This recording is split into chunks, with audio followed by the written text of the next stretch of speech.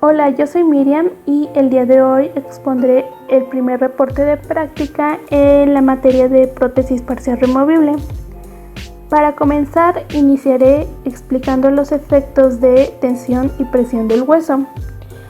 Es por ello que es muy importante mencionar a un autor, que sería Oppenhorn, que en el año de 1911 estableció una hipótesis sobre la presión y tensión del hueso.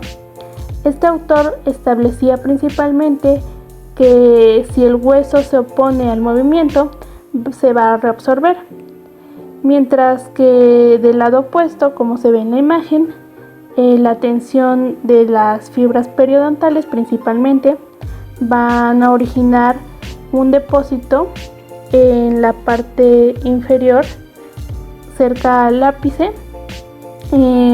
Van a depositar superficie dentaria y va a ser en el hueso alveolar.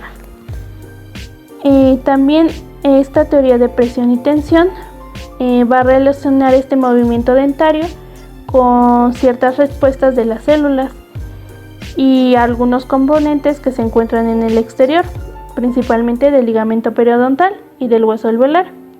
Dentro del ligamento periodontal van a alterar el flujo sanguíneo. Esto va a causar que haya un aumento o al contrario se reduzca el diámetro de los vasos sanguíneos. Asimismo, también se establece o se puede observar que algunas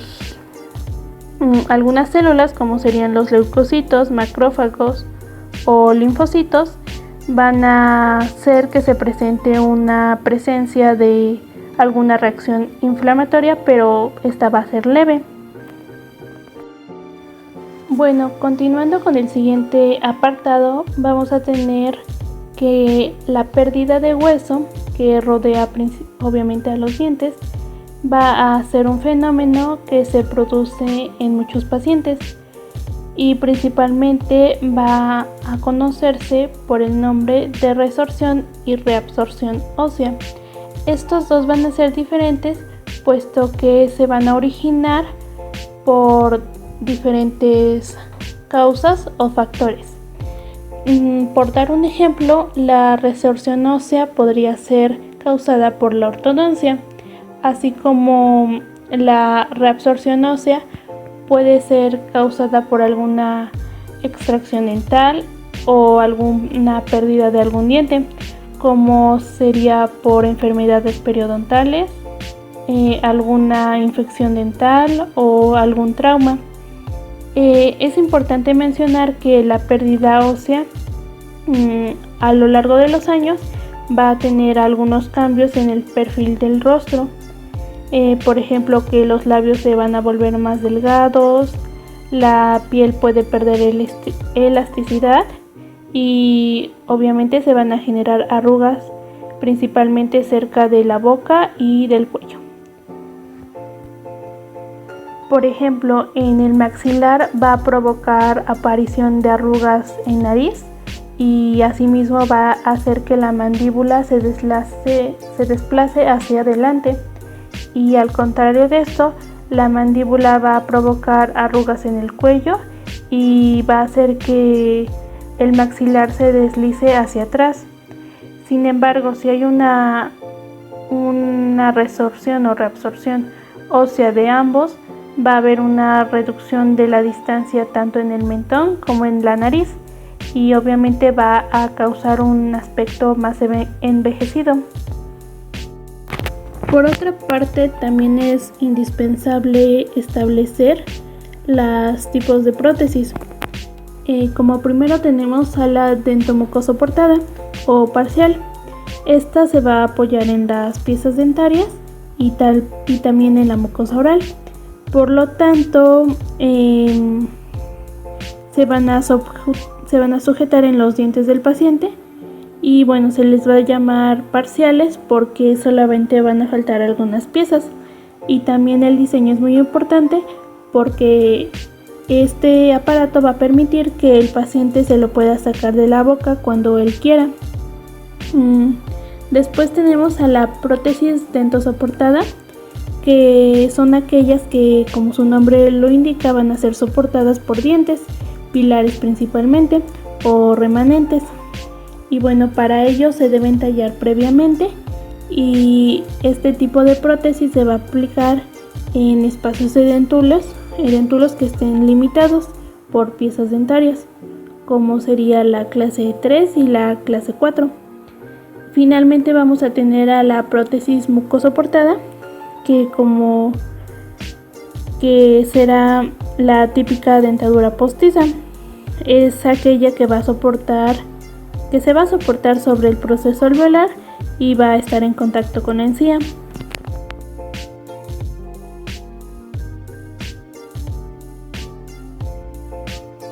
Ahora, pasando a las clasificaciones, vamos a tener a dos autores muy importantes, como serían Saber y Allen. La clasificación de Saber se basa principalmente en los defectos que va a haber en el reborde alveolar. Esta fue establecida en 1983 y para ello pone a 3 clases. En la clase número 1 va a haber pérdida de tejido vestibulolingual. En la clase número 2 va a haber pérdida de tejido apicocoronal, y la tercera clase va a haber pérdida en ambos sentidos, tanto vestibulolingual como apicocoronal. Y bueno, es importante destacar que esta clasificación solamente se va a centrar en el defecto de la cresta dentro de la única arcada. Es decir, que va a haber un defecto intraarcada de la cresta alveolar. Ahora bien, vamos a tener que Allen hizo una modificación a esta clasificación de Saber. Y bueno, Allen va a agregar también la severidad según la pérdida dimensional, y para ello lo va a describir de la siguiente manera. Si es menor a 3 milímetros va a ser ligero, si es de 3 a 6 milímetros va a ser moderado, y finalmente más de 6 milímetros va a ser severo. También Allen establece 3 clases, que la clase A va a ser la pérdida de altura apicocoronal, la clase B va a ser pérdida del espesor bucolingual, y la clase C nuevamente va a haber una pérdida de altitud tanto apicocoronal y del espesor, que sería bucolingual. Por otra parte, vamos a tener a Atwood, que va a establecer en 1971 la clasificación del reborde residual. Para comenzar vamos a tener el tipo 1, que va a ser en preextracción, en donde es antes de la extracción y no va a haber ningún cambio en la morfología. El segundo tipo es postextracción, que se define como que es inmediatamente después de la extracción dental. El tercer tipo va a ser alto y redondeado, y generalmente va a ser el más adecuado para la prótesis removible.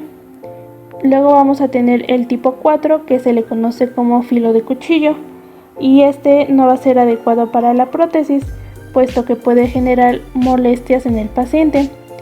El quinto tipo va a ser bajo y redondeado, y este es uno de los menos recomendables, puesto que la prótesis se puede mover horizontalmente. Y finalmente vamos a tener el tipo 6, que va a ser socavado o deprimido. Este generalmente se presenta en pacientes que ya han sido portadores de prótesis, y bueno, va a ser el de peor pronóstico. Posterior a eso vamos a tener la clasificación de Kennedy, que este fue el método más aceptado, propuesto en 1925 por Edward Kennedy. Este autor intentó agrupar las arcadas desdentadas y pues con ello facilitar el diseño de las prótesis en cada situación. Para ello se estableció 4 clases.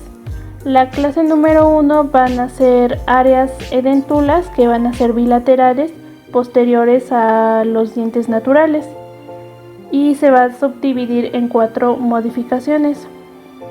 La clase 2 va a ser un área edentula unilateral y va a ser posterior a los dientes naturales remanentes.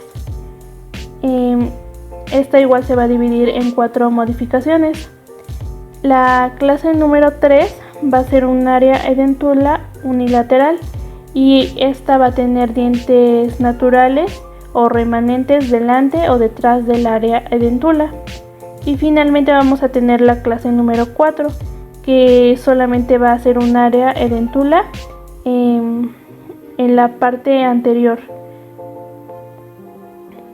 En la clase número 1 tenemos que tener en cuenta que la prótesis debe ser mucodentosoportada. En la clase 2 debe ser dentomucosoportada igualmente. Y la clase 3 debe ser dentosoportada. Finalmente en la 4 igual será dentosoportada. Y bueno, en algunas ocasiones se debe modificar la clasificación de Kennedy, puesto que deja varios intervalos sin resolver. Es por ello que en el año de 1960 el Applegate establece 8 reglas. La primera es que la clasificación se va a establecer después de las extracciones, puesto que puede alterar la clasificación original. La segunda es que si se ha perdido un tercer molar y este no se va a ser reemplazado, entonces no se debe tener en cuenta en la clasificación. La tercera es que si existe un tercer molar y este se va a emplear como pilar, entonces sí se debe tomar en cuenta en la clasificación. La 4 es que si se pierde un segundo molar y no se reemplaza, no se toma en cuenta en la clasificación.